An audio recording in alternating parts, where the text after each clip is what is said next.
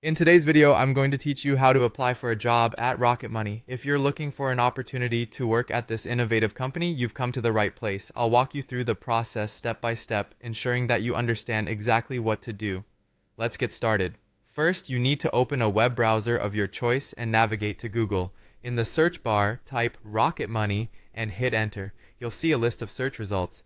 You're looking for the official Rocket Money website. Click on the link that says Rocket Money. Find and cancel subscriptions, track your spending.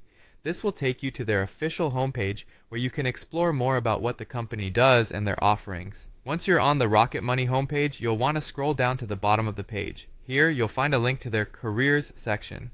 Clicking this will redirect you to their careers page where all available positions are listed.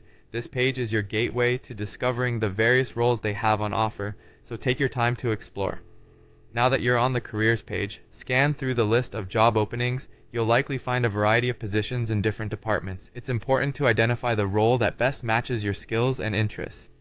Once you've found a job that fits, click on it to get more details about the job responsibilities, qualifications required, and other pertinent information. Understanding these details can be crucial to tailoring your application effectively.